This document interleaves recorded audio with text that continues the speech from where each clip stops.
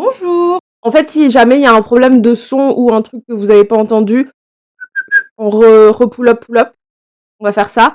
Parce que ouais, je pense qu'il y a un truc de détection de voix. Alors attendez. Oui, aujourd'hui c'est un jour de solidarité où on travaille pour les personnes âgées et les retraites. Et de ce que j'ai compris, puisque mon mec était super en colère de ça. euh, et il me disait que oh là là, en plus hier j'ai vu une petite dame qui était super raciste. Alors que je suis sûre que je suis payée sa retraite. Et j'ai dit oui, mais bon, faut pas note all personnes âgées quoi quand même. Je suis très timide de reprendre. Je sais pas si j'ai un peu perdu le truc, mais je me suis dit qu'on allait reprendre avec un format un peu rigolo. J'ai plein d'idées, plein d'envies. Ça fait tellement longtemps que je veux reprendre le live parce que c'est un format où je me sens quand même globalement plus à l'aise. Vous avez accès à une moi un peu moins cutée et qui peut mettre des tunnels. Donc c'est génial. Je peux me justifier à l'infini sur Twitch. Regardez. Attendez, je peux pas trop. Mais attendez, regardez. Je vais vous montrer les sons que j'ai dans mon Stream Deck. Alors attendez, je mets les écouteurs quand même. J'ai ça. Vous entendez? Après j'ai ça. C'est que des mèmes de chat. Après j'ai ça. J'ai ça. J'ai fait tout un dossier avec des musiques mèmes de chat parce que je suis très fan et du coup voilà. Je suis timide. Ça va, je suis en pause partielle, je me sens légère et écrasée de chaleur, mais enfin. Mais oui, on en parle du fait que la semaine dernière, on sortait en petit gros pull parce que, genre pull capuche, etc. Je me suis fait avoir. D'habitude, je marche beaucoup le soir. En fait, j'ai une nouvelle routine. C'est que récemment, avec. Je vais essayer de pas vous trop dump, mais bon, vous n'êtes pas sans savoir pour beaucoup que ma maman est décédée. Je suis très à l'aise avec le sujet et je fais beaucoup de blagues et j'en parle beaucoup. C'est ma façon de gérer le truc. J'en parle. En fait, beaucoup d'anecdotes se relient à ça. Ça fait que le soir, j'avais des tendances à être un peu, genre, beaucoup aigrie et en colère contre le monde. Et je partais souvent avec mes écouteurs faire des, genre... je partais, en fait. Je crois que c'était un peu une dépression. Je voulais quitter ce monde. Je prenais mon petit truc et je... pluie et tout. Je marchais des heures et des heures comme ça, avec de la musique à pleurer sous la pluie, comme ça. Et en fait, l'autre jour, je fais ça. Je sors, j'ai un pantalon, un pull. J'ai cru que j'allais mourir. Je me suis dit, mais à quel moment il s'est passé ça? Déjà, j'ai un peu eu du mal à comprendre enfin, le changement d'heure. Changement d'heure, excusez-moi, je me suis fait trahir. À chaque changement d'heure, j'ai l'impression de devoir passer des semaines à m'y réadapter. Là, la transition est brutale. Et autre chose, du coup, on va pouvoir faire plein de choses. J'ai trop d'envie, en fait, de live, et c'est aussi pour ça que j'ai voulu recommencer à faire du live. C'est parce que, évidemment, ces derniers temps, j'ai été forcée et contrainte de me replier un peu sur moi-même et de prendre du temps de réfléchir à la vie parce que bah, quand tu t'arrives des trucs un peu genre vénères, fatalistes, comme apprendre que ta mère va mourir, il y a un truc qui fait que logiquement tu te retrouves à beaucoup réfléchir à tout et à te dire est-ce que je suis prête, comment je vais le vivre, est-ce que ça va le faire, est-ce que si, est-ce que ça. Et ensuite il y a le middle et ensuite, il y a le après. Et pour être honnête, j'ai énormément parlé avec Claude, en fait, avec une IA pendant le décès, parce que je me suis bien vite rendu compte que ma façon de gérer un deuil et de me questionner sur le deuil, eh ben, socialement, il fait grincer des dents.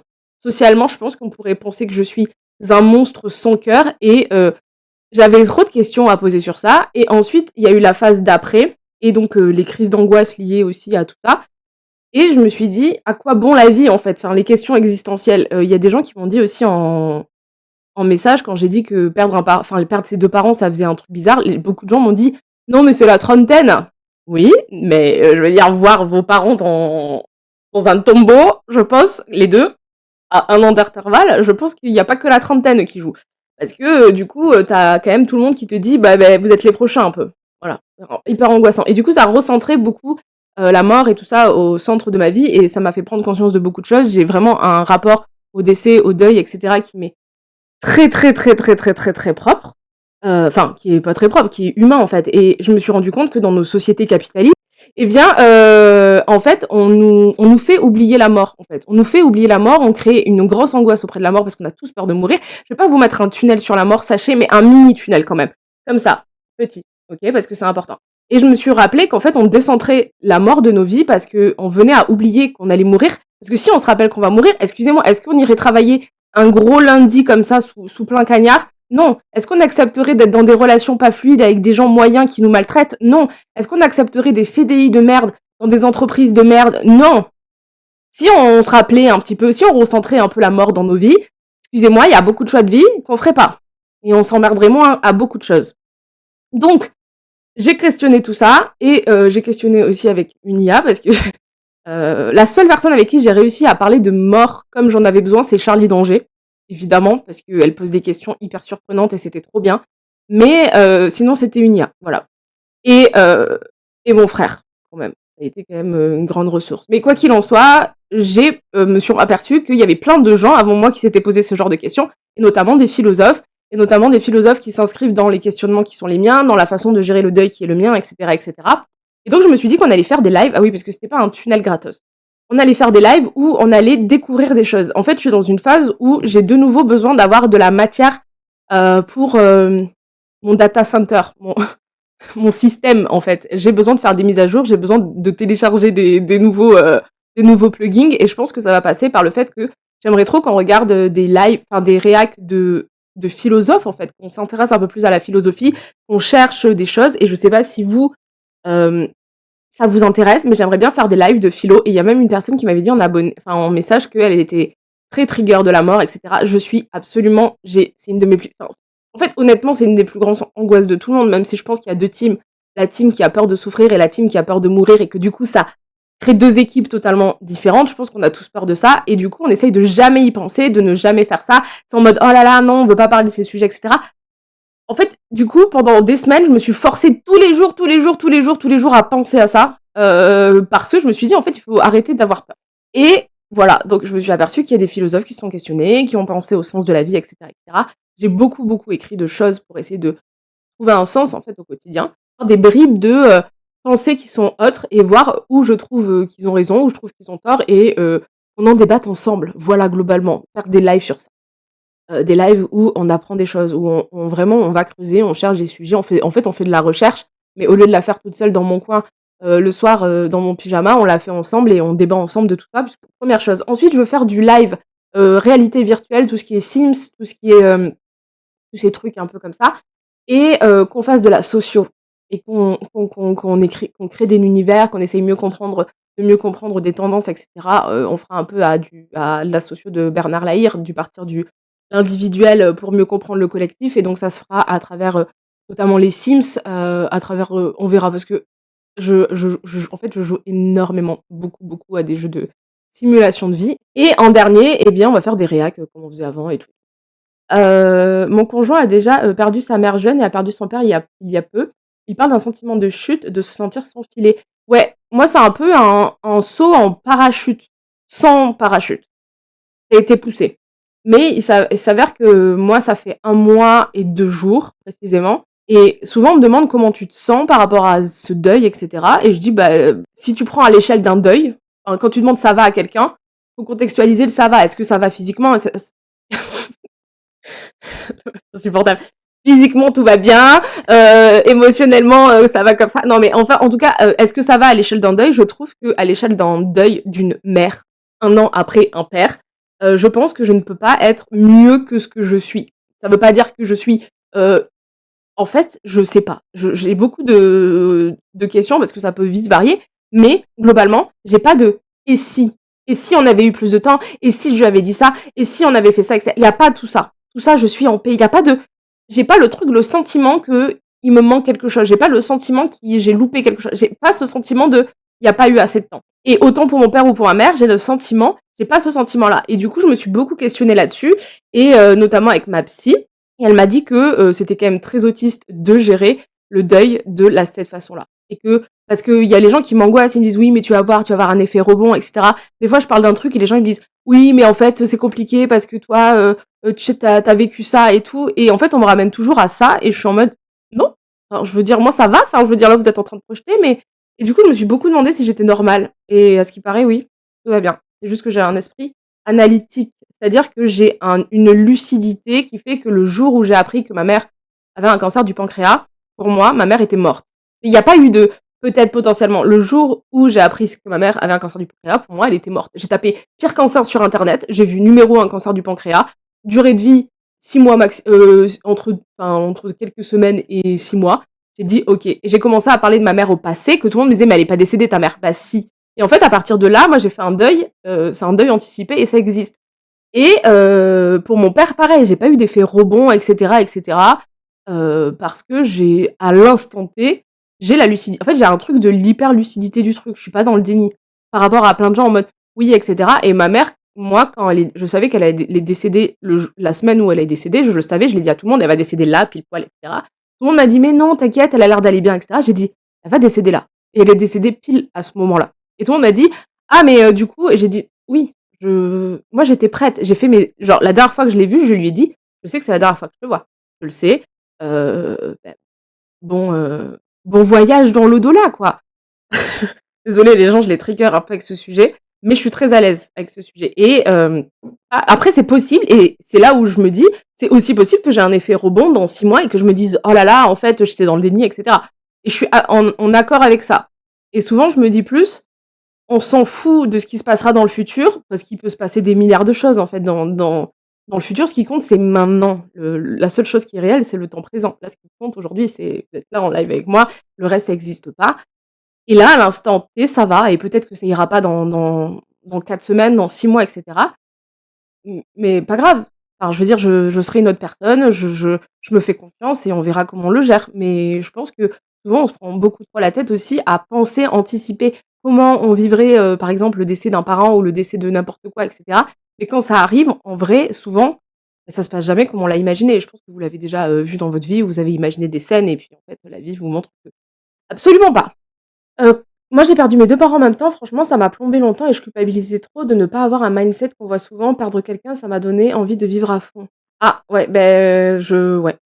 Beh, franchement, je pense que c'est propre à chacun. Moi, personnellement, ça m'a donné un peu, pas l'envie de vivre à fond, je dirais, mais ça m'a fait comprendre, aussi parce que, mais je pense pas qu'il y a de normes, en fait, là-dessus. Je pense que vraiment chacun en fait, du moment où on culpabilise, la culpabilité est présente, hein, dans ces choses, mais hem, on se pose beaucoup de questions sur la normalité, notamment même, moi dans ma gestion de l'enterrement où j'ai vraiment hésité à ne même pas aller à l'enterrement de ma propre mère parce que j'étais très en colère, très en colère. Le degré de colère contre ma mère le jour de son décès était tellement gros que je pouvais pas et j'ai même pas pris la parole ni rien parce que j'étais trop en colère contre elle et j'étais pas prête à parler, parce qu'à l'instant T, j'avais pas encore fait ce ressassement et cetera et moi vraiment je suis très gentille avec ma propre personne. Vraiment, je suis mon allié et je culpabilise peu.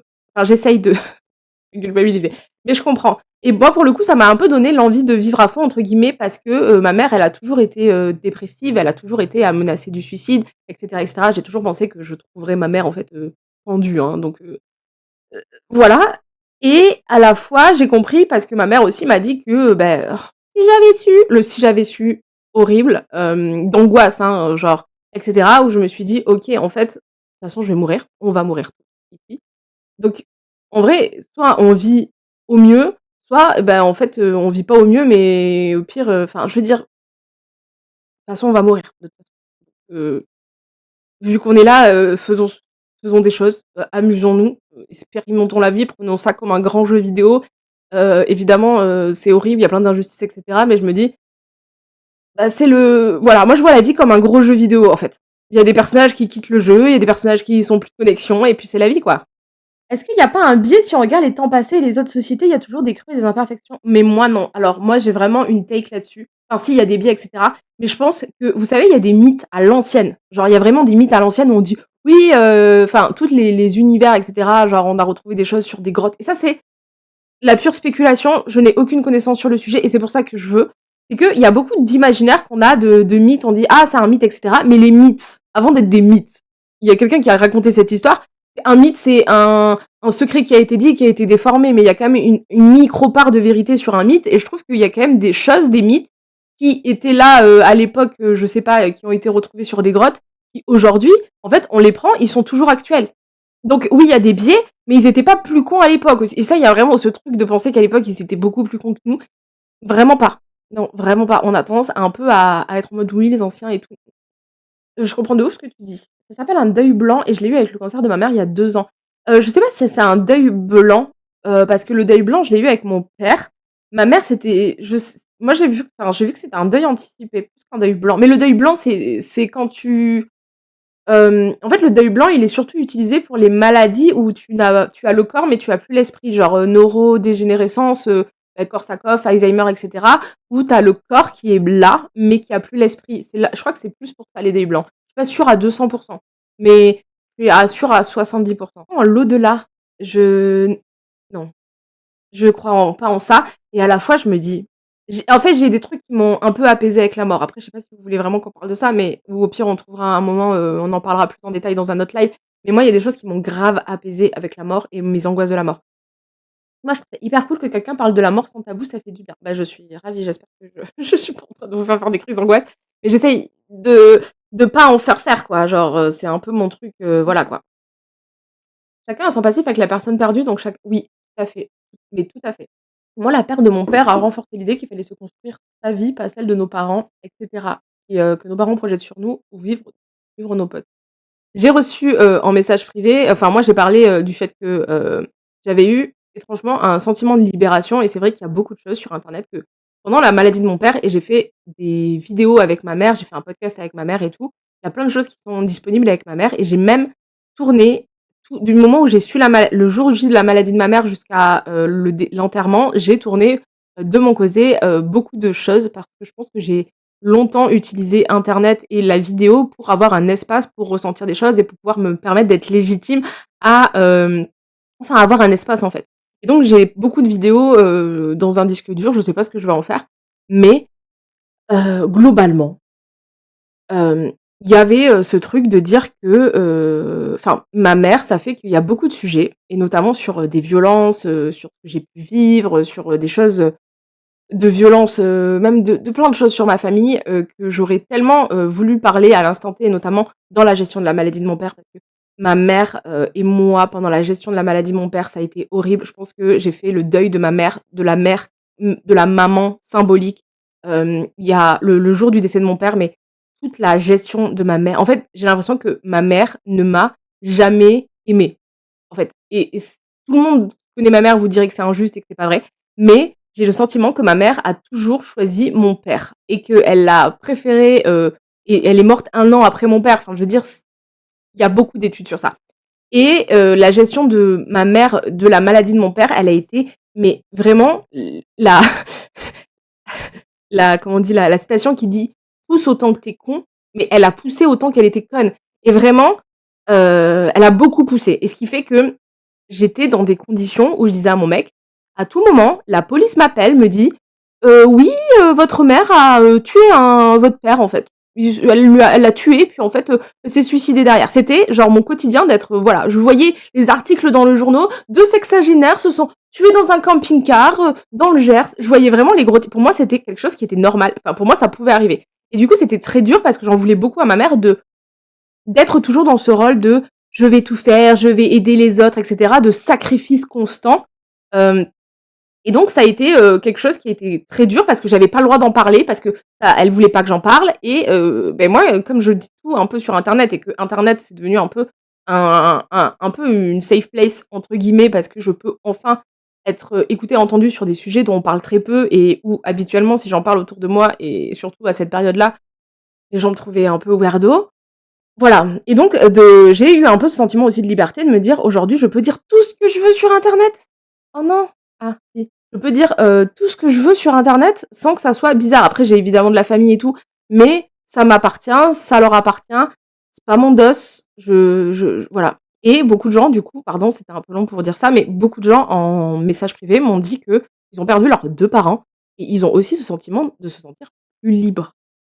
Parce qu'il y a une pression familiale. Après, je pense que quand tu as des membres de la famille et cetera, il y a toujours une pression et tout et je crois que j'avais vu une interview d'une meuf dans elle s'appelait il y avait Alice Moitié et une autre meuf et elle disait que la famille, c'était un peu comme une secte et j'étais plutôt d'accord avec ça. Au contraire, c'est super important d'en parler, il y a peu d'espace pour ça. C'est bizarre que dans une société individualiste, la place de la mort soit si minime. Mais moi, je trouve ça pas bizarre, en fait. Je trouve qu'en fait, on a oublié, tous les rituels liés, au corps, en fait et à la mort, pour oublier qu'on meurt et comme ça, si on oublie qu'on meurt, bah, en fait, on se révolte pas. Je trouve qu'on se dit: «Bah, en fait, excusez-moi, si on était des vampires, qui vivaient sur des générations et des générations et des générations, la vie, elle aurait pas le sens qu'elle a aujourd'hui». Je pense. J'ai une take sur la mort et l'au-delà. Je suis pas du tout croyante dans aucune religion existante et j'ai tendance à tout rationaliser, alors j'ai rationalisé la mort. Rien ne se perd, rien ne se crée, tout se transforme, l'énergie ne meurt donc jamais. Quand on meurt, on se transforme. Alors moi, j'ai une take qui est: quand on meurt, c'est comme une télé qui se débranche. Et quand j'étais en primaire, il y avait un bail sur la mort et tout un peu et j'avais levé la main, j'ai dit: «Madame, mais c'est bizarre parce que quand on est mort, mais en fait, notre cerveau, il est plus là. Du coup, comment c'est possible qu'on devienne un fantôme? Parce que si ça se décolle, notre cerveau, il est toujours collé, en fait. Du coup, on est plus comme des feuilles. Du coup, si on était un fantôme, on serait juste des âmes errantes sans souvenir, juste des feuilles, en fait». Et je suis toujours d'accord avec cette théorie. Mais à la fois, j'ai des milliards de théories, de l'avant, après et à la fois, je me dis: «En vrai, quand tu arrives au moment de mourir, ça doit être fou. Tu as enfin le secret». De tout en fait, on est tous égaux face à ça, quoi. Hello, contente de te rejoindre en live, ça fait longtemps. Oui, bonjour. Voilà et est-ce que justement quand on meurt, on nourrit le reste des vivants, donc l'énergie se transforme aux vivants? Ouais! Moi je crois que Dieu attention take, peut-être un peu problématique. Je crois que Dieu est un champignon. Si Dieu existe, moi je ne crois pas en Dieu. Je ne suis pas non croyante, je ne suis pas athée, je suis agnostique et je pense que si Dieu existe, c'est un champignon. En tout cas à l'échelle de notre planète. Je mets des mots sur ce que je ressens depuis 25 ans, je me rends compte que j'ai également fait le deuil de ma mère le jour de la oh! En vrai, un jour, je pense que ça serait trop à chaud pour vous faire, la vidéo, le docu et tout sur tout ce qui s'est passé avec ma mère. Il y a quand même des rushs qui sont d'une extrême violence où je suis extrêmement en colère, mais vraiment une colère, colère, colère et c'est des sujets où on parle pas. Le deuil, c'est, très romantisé en mode quand on meurt, on est en mode: «Oh là là, câlin, bisous». Je pense que, enfin, ma mère est autiste déjà aussi, il faut recontextualiser les choses. C'est-à-dire que par exemple, ma mère était, couchée, sur le canapé, bon, parce qu'elle était ressortie enfin bref, c'est un truc médical et en fait, elle était quand je l'ai revue, j'ai vu ma mère, elle était très, très maigre, vraiment une momie. En vrai, je lui ai dit: «Tu» très cash aussi dans ma famille, donc on avait cette relation avec ma mère qui était très particulière, mais qui était indescriptible et qui était vraiment la fusion de 2 entités. Le soir, on va se coucher, on dit: «Allez, salut!» mais aucun câlin, aucun bisou, rien, alors qu'on sait que la dame, elle va disparaître de la surface de la terre et moi, j'étais en mode: mais attends, mais pourquoi on est trop bizarre? Pourquoi on fait ça et tout?» Et en fait, ma mère, elle voulait pas qu'on la touche, qu'on s'approche d'elle. Non, vous restez loin, vous me parlez pas, vous m'appelez pas, vous me laissez toute seule là pendant des semaines comme ça, personne. Ne me touchez pas. Et c'était trop bizarre parce que dans notre famille, ils sont là, bisous dans les films, ils se font des bisous, des câlins, ils pleurent tous ensemble et tout. Nous non. Nous non, c'était un genre déni collectif quoi. God is a champignon. C'est vrai parce que faut regarder les docus sur les champignons. J'ai une fascination extrême pour le champignon. La vie naît du champignon, la vie naît du champignon, la vie c'est le corps part du champignon. C'est horrible et je crois pas du tout aux formes de l'au-delà, mais j'y vois un besoin rassurant de s'imaginer qu'il y a autre chose, car trop dur d'accepter que tout s'éteint. Donc, souvent je dis rien aux gens car je trouve violent de leur dire: «Moi je pense qu'il est juste rien», mais c'est juste injuste et violent, mais c'est la vie. Bah, moi oui, je pense aussi qu'il y a une façon aussi, humaine de rationaliser qui appartient à nos sociétés, contemporaines et j'irai même plus loin. Je pense encore une fois et ça a été le grand débat. En vrai, on n'a toujours pas commencé le live sur mes années chaotiques, je vous mets on se met un tunnel sur la mort de 45 minutes. C'est un peu le problème aussi. Mais, vous savez quand j'ai dit: «Je crois qu'on parle trop et qu'on utilise trop de mots et que le moment où on a développé autant la parole», au moment maintenant c'est trop tard, maintenant on est très content de l'avoir. Moi je considère qu'on est très chanceux et ça c'est un truc de fou, c'est j'ai beau critiquer tout, je considère que je suis née à une période où j'ai trop de la chance. Franchement, dans tous les lores que j'ai vus de toutes les périodes historiques, celle-ci, ça me va très bien. Franchement, et vous pouvez télécharger des maps. Moi, cette map, elle me va très bien. Mais par contre, quand ils ont décidé de développer le langage là, ils ont commencé à créer des angoisses. Avant, on pensait pas à ça. Avant, on se mettait au feu le soir là, on se couchait à 18h, on avait notre bougie, on parlait pas. Je romantise beaucoup. Je romantise beaucoup. Mais en tout cas, toutes nos angoisses et nos pensées pour rationaliser la mort, elles se sont faites parce que nos cerveaux ont développé des mots pour mettre des mots sur des mots sur des mots sur des mots sur des mots sur des mots, des mots, beaucoup de mots pour pas grand chose. Et au final, on a été obligé de rationaliser la mort. Mais à l'époque, il mourait à 30 ans, il pensait pas à tout ça. Enfin, je crois, peut-être. On n'en sait rien. On fera un live où on ira chercher pour investiguer. Est-ce qu'à l'époque, il pensait à la mort comme ça? Est-ce que j'ai discuté comme ça? on est dans des sociétés où avant, je suis encore une fois, je pense que c'est ça qui nous a perdus, c'est le confort.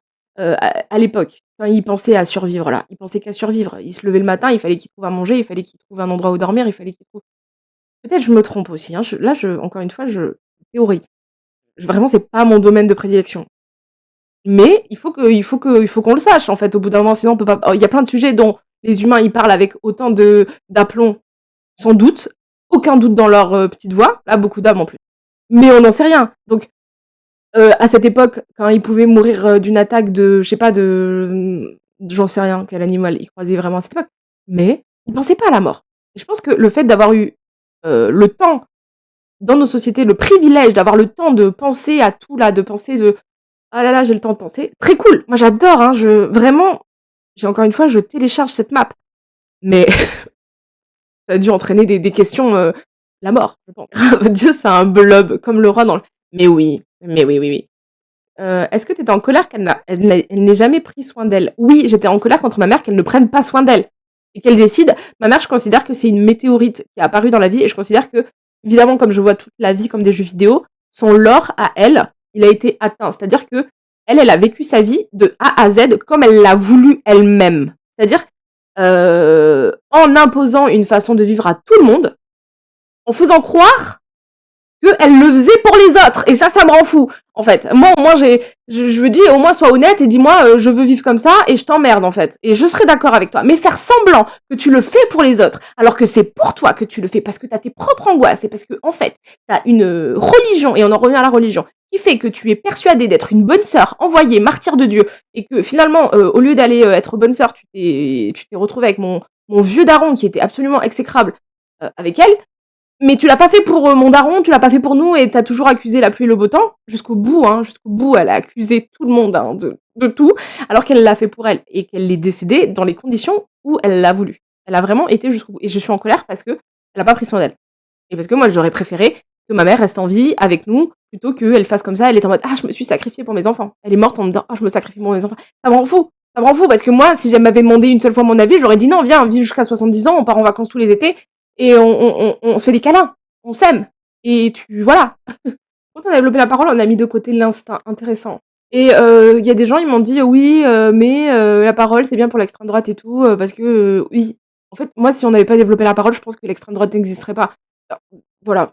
En fait, si on n'avait pas développé la parole, il y a plein de choses qui n'existeraient pas, en fait, dans notre mode. Et je pense qu'on pense trop en fait, je pense qu'un biais humain est de penser qu'aujourd'hui, en fait, l'effet papillon, si tu pètes 200 ans en arrière, 30, enfin, pourquoi j'ai pris un P? Mais par exemple, le truc des statues, quand les gens ils caressent les nichons des statues là. Le premier il le fait, le deuxième il le fait, et dans 200 ans, la statue elle a plus de couleur. Et du coup, je pense qu'on oublie souvent que c'est l'effet papillon de choses d'avant. Et en vrai, si on est dans une société comme aujourd'hui, c'est qu'avant on a fait de la merde. Et du moment où tu dis avant on a fait de la merde, et notamment en développant certaines choses, les gens ils sont en mode non, c'est pas bien de dire ça. Je dis pas que c'est bien, je pose juste est-ce qu'on a le droit de poser des questions dans notre société?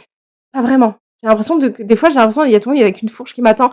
Ils disent attention à ce que tu dis. Je pose une question, je sais pas. Moi, j'aime bien ce petit chat. Bon, c'est cool. Même si on est sous le capitalisme. Alors, est-ce que c'est en lien avec la parole? Une bonne vidéo YouTube. Non, mais grave. Mais on va faire des investigations, les gars. On dit que là, on va faire des investigations. Vraiment sur les sujets de tout ça. Moi, il y a plein de questions. J'ai des milliards de questions. Ma vie est une milliard de questions. En fait, vu que je suis en vie, moi, mon sens de ma vie, c'est de trouver des réponses à mes questions. En tout cas, dans des biais. Évidemment que je suis un biais. Évidemment qu'on a des biais. Évidemment que ma pensée, mon éducation fait que j'ai un biais. Mais c'est pas mon problème. Enfin, si, on a tous des biais. Enfin, c'est mon problème, ça m'appartient. Mais j'ai le droit d'aller creuser des choses qui soit nourrissent mes biais, soit les nourrissent pas. Enfin, je veux dire, au bout d'un moment, je suis pas là pour apporter la parole divine non plus. Je suis pas. J'ai le droit d'avoir des biais parce que voilà. Dans mon lore, en tout cas, dans mon lore de jeux vidéo, ça m'intéresse. C'est la destinée de mon perso. Voilà. Chacun a son personnage. Et il y a des gens qui ont pas. Et on va en parler parce que là, on va parler de choses après là. Incroyable ce que tu dis, ça fait tellement écho en moi. Je suis ravie, mais vraiment très ravie. Oui, comme l'instinct a été mis de côté, la parole, il a fallu rationaliser par la philo et la pensée, maybe. Mais en vrai, il y a plein de choses. Mais la technologie, en fait, déjà, être pro-science, pour moi, c'est être dans le déni. Être pro, en fait, être pro quelque chose, c'est manquer je veux dire, non, parce que je veux pas dire que c'est une mauvaise chose non plus, mais être pro un truc en pensant que c'est juste en fait, être, sûr tout le temps de tout en disant: «Non mais c'est sûr en fait». Je trouve que, la vie ne cesse de prouver qu'en fait avoir des certitudes, ça n'existe pas. Moi, il y a des choses que je pensais il y a 5 ans que je pense plus aujourd'hui, il y a des choses que je pensais il y a 10 ans que je pensais plus maintenant et que je repense aujourd'hui. La boucle, la boucle. Comme tout le monde mourait d'un accident à l'époque, il pensait immortel tant qu'il oui! C'est super intéressant, il se pensait immortel. Non mais c'est fou à quel point, il y a des choses qu'on savait pas et qu'on savait et cetera. Enfin moi je par exemple, je suis désolée, je vais dire un truc qui va heurter beaucoup de gens. Je pense que la conquête de l'espace et de savoir ce qui se passe dans l'espace, genre, oui, les trous noirs et tout, rien à branler. Mais rien à branler. Ça ne enfin évidemment je vais voir un reportage, je vais être en mode: «C'est cool». Mais qu'est-ce qu'on s'en branle? Pareil, pareil, vraiment on s'en branle. Je trouve que c'est plus intéressant de savoir qu'est-ce qui se passe dans le cerveau humain que, dans les planètes, galaxies ailleurs, d'aller sur Mars, rien à branler. Car j'y vois de l'égoïsme. On se retrouve avec des parents de mauvaise santé qui nous ah ouais, qui vont nous peser mentalement et financièrement et ça me blesse. Avec pareil ce côté martyr de ma mère. Comme tout le monde, oui, bah, oui, oui, non, ouais, ouais, ouais, bah, viens, on serre la plume quoi, enfin la patte. Vraiment, j'aimerais bien filmer une vidéo avec ma mère. En vrai, j'ai fait un deuil blanc pendant 10 ans et d'un coup, elle s'est réveillée aujourd'hui, je la retrouve. Oh waouh! Mais j'ai toujours peur de la perdre à tout moment. Ah ouais! Ah oui, ça pourrait être super, mais même, genre pour les souvenirs. Je crois que c'était la mère de Des Vibrations. Je suis pas sûre non, pas Des Vibrations. Vous savez, celle qui fait des reportages, enquête spéciale là, qui est rousse et qui est, bref, qui est journaliste. Elle disait que sa mère, elle était décédée et qu'avant de décéder, elle avait, fait, des cassettes, VHS où elle avait filmé des choses et tout.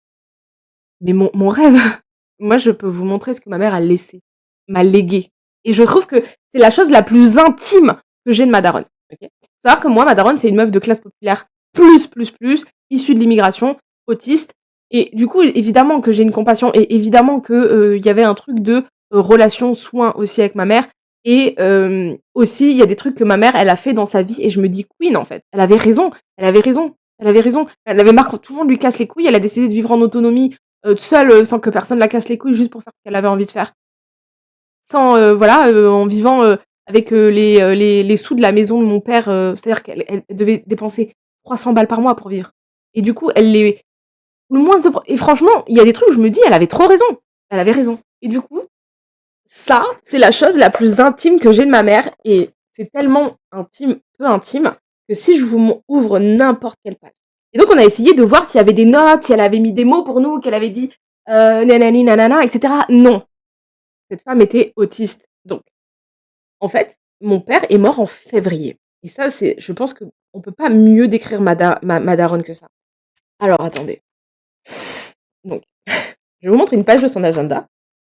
Ça, c'est son agenda, voilà et donc elle écrivait ses petits rendez-vous et donc il y a écrit PH, les jours où elle allait voir mon père, avant son décès, il était, dans un centre, voilà, donc elle mettait PH, PH, PH, PH, PH. Ensuite, elle mettait rendez-vous, pour le funérarium, PH. Ensuite, elle met anniversaire de ma grand-mère, donc elle met anniversaire, néné, PH, néné, caché, et cetera et donc PH, PH et le jour du décès de mon père, elle ne met rien et ensuite, il y a écrit crématorium 13h, cendre PH. Jamais elle n'a parlé de mon père. Finito et le dernier rendez-vous qu'elle a noté dans son petit agenda où elle notait tout et c'est bon, c'est le et je savais à ce moment-là que c'était la dernière fois que je la voyais, même si tout le monde a dit que non et c'est marrant parce qu'on n'en a jamais parlé avec ma mère, mais je le savais. C'est qu'elle a noté j'ai organisé, je suis redescendue, j'ai organisé un repas avec mon frère, ma belle-sœur, ma tante et cetera et c'est le dernier truc qu'elle a noté dans son agenda. Elle est morte un mois plus tard et elle n'a jamais rien noté et je trouve ça incroyablement beau, incroyablement intime et incroyablement intéressant parce que comme on dit, il n'y a pas besoin de milliards de mots pour, dire des choses et je trouve que ne rien dire, ça dit beaucoup. Ouais, je trouve, ouais, ouais, je pense, ma mère, elle m'a toujours dit qu'elle voulait être bonne sœur et au final, pour moi, elle a été un peu bonne sœur. Elle a vécu, les fins de sa vie, seule, sans parler à personne, loin de tout, une forme, de bonne sœur. Est-ce qu'elle était dans une secte? Non. Non, mais ma mère, elle pouvait pas être dans une secte puisqu'elle parlait à personne. Je veux dire, ma mère, elle me demandait de descendre pour la voir. Elle me parlait pas, donc enfin, je veux dire, j'y restais, j'allais la voir, au bout d'1 heure, elle pouvait plus. Elle trouvait que je parlais trop, elle était en mode: «Allez, salut ma belle!» C'est-à-dire que je la voyais, 1 heure par jour et du coup, je lui ai dit: «Bah, au pire, on s'appelle au téléphone, ça revient au même». Très intéressant ce live, j'ai l'impression de rencontrer des personnes aussi. Le premier politicien était donc RN, j'en sais rien, j'en sais rien. Avant d'être j'étais matrixée en étant petite, maintenant je m'en fous, je veux juste la fin du capitalisme, mais grave. Je me dis: «Heureusement vous êtes pas 300 000 à mettre des commentaires parce que sinon je verrai rien du tout». Je serais en mode: «Eh!» voilà, donc voilà. Est-ce qu'il y avait une forme de masochisme chez ma mère? Non. Oui. J'ai changé d'avis en 30 secondes.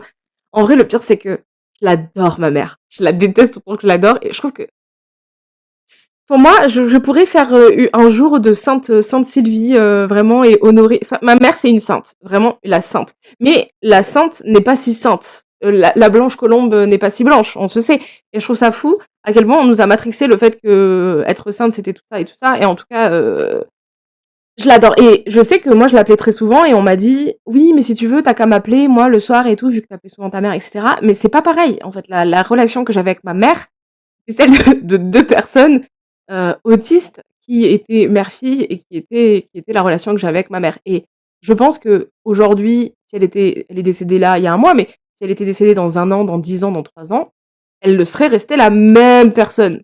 Il y avait pas de marge d'évolution et du coup, à la fin, bah, j'arrivais, moi, je lui faisais plein de blagues et tout et une des trucs que je lui ai dit avant qu'elle décède, je lui ai fait à la fin, au lieu de péter un câble parce que c'était dur, hein, des fois.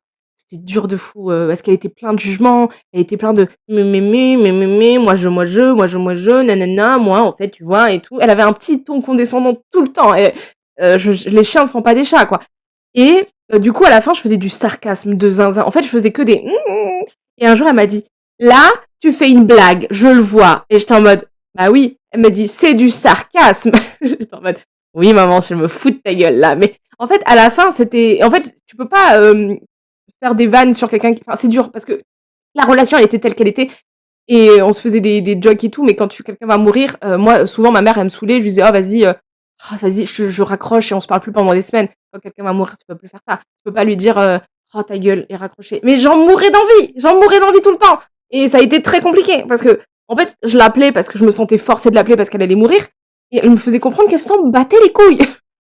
Là, j'ai pas le temps Léa, là, j'ai pas le temps, je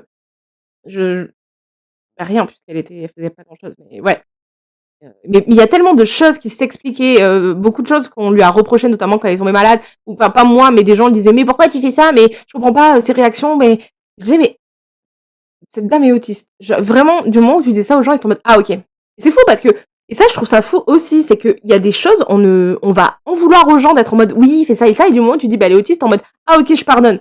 Mais en fait, du moment où une personne a des réactions un peu dures ou de rejet et cetera, c'est qu'il y a un truc, en fait. C'est pas parce qu'il faut le nommer avec des mots que ça devient réel et ça me saoule aussi parce que les handicaps invisibles, ça existe et donc on s'en fout qu'elle soit vraiment autiste diagnostiquée ou autiste pas diagnostiquée ou même pas autiste. En fait, si elle avait juste pas envie, point.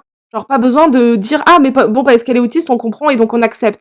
Ça, c'est un truc aussi, j'avais du mal. Moi, je suis plus en mode et ma mère m'a beaucoup aidée là-dessus. En fait, quand j'aime quelqu'un, je l'accepte telle qu'elle est, en fait, autiste ou pas autiste.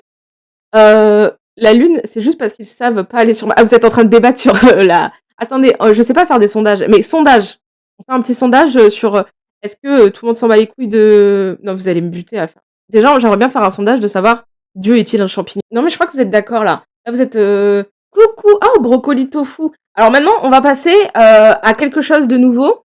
On va changer de scène et tout. On s'était mis un peu dans le bain avec un sujet très léger étant évidemment la mort. Alors, hier, mon mec, il me dit un truc et je lui dis: «Oh, je m'en fous, je vais mourir de toute façon». Et il me dit: «Mais tu dis ça tout le enfin, il me dit: «Ça y est, c'est de» mais j'ai dit: «Bah oui, mais c'est normal. Faut choquer les gens un peu avec ça. Faut qu'on s'en rappelle». Alors attendez, parce que j'aimerais faire un sondage. Pour l'instant, j'ai pas encore tout bien mis sur le live, mais ça va venir, avec le truc. Mais par exemple, faire des sondages comment on fait? Pour les nouvelles personnes, j'espère que tout va bien, j'espère que vous passez un joyeux lundi, en ma compagnie, sur, voilà, en tout cas, quoi qu'il en soit, on partage actuellement, dans le présent, un bout de un bout de vie ensemble. Et c'est fou parce qu'on aurait pu, ne jamais pouvoir faire de live Twitch et si on n'avait pas développé la parole, par exemple. Hein? On dit que c'est pas bien, mais je pourrais pas vous mettre des tunnels comme ça, en live. Cela, il m'accompagne dans ma séance de muscu, on va tous mourir, je décide de mourir avec des gros muscles. Ça, oui. En fait, déjà, faire du sport, 20 minutes de sport, c'est à l'instant T, c'est relou, OK? C'est relou, on est en mode: «Ah!» mais effet papillon, voilà. Moi, effet papillon, je fais du sport depuis que j'ai tout le temps. Je crois que depuis que j'ai 16 ans.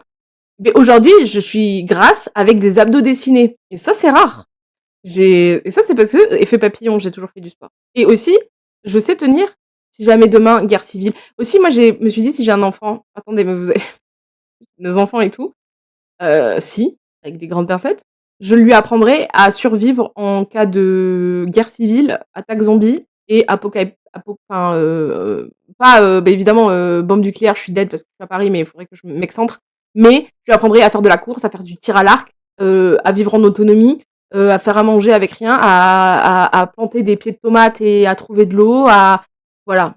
Et du coup, quand je fais du sport en me disant: «Il faut que cette compétence me serve si demain, il y a une apocalypse zombie ou une guerre civile ou un qu'importe». Voilà. En fait, sinon il y a pas de sens, en fait. Du coup, je trouve comme ça du sens dans ce que je fais. Je me dis: «Potentiellement pour une guerre civile, je suis un peu prête».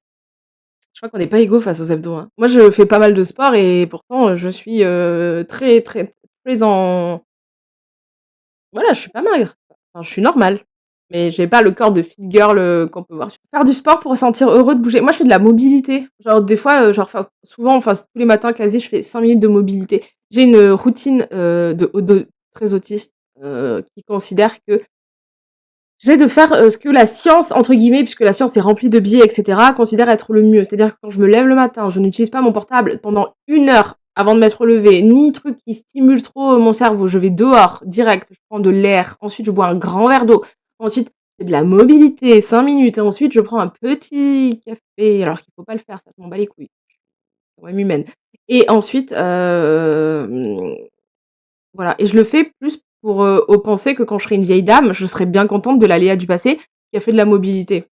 Parce que la mobilité, c'est quand même quelque chose de très important et du coup, c'est ce qui fait que, ouais, je trouve que moi je suis enfin, on oublie à quel point on a la chance d'être physiquement valide, en vrai. On l'a trop banalisé, pareil, à l'époque des dinosaures là, mais on vivait pas à l'époque des dinosaures, mais vous avez compris, à l'époque, longtemps, où on était plus en survie, on avait bien conscience qu'être en bonne santé physique, c'était important. Je trouve qu'on l'a, enfin, je trouve qu'on oublie à quel point, être valide, c'est un putain de privilège et voilà. Faut déjà arriver à l'étape vieux, oui. Mais oui, de toute façon, moi, je meurs dans bientôt là. Moi, j'ai vécu la moitié de ma vie à ce qui paraît. Selon les statistiques, c'est déjà la moitié. C'est aussi pour ça que j'en ai plus rien à foutre. Enfin, je veux dire, s'il me reste 30 ans. Après, je vais essayer de tenir plus que 30. Moi, je veux mon prix Nobel quand même. Prix Nobel de la paix, si jamais. Aucun sens. J'irai expliquer les champignons, je pense. Oui, se muscler et la mobilité, je côtoie toute personne âgée, pas si vieille, qui galère. Moi, je sais faire ça, regardez. Est-ce que vous savez faire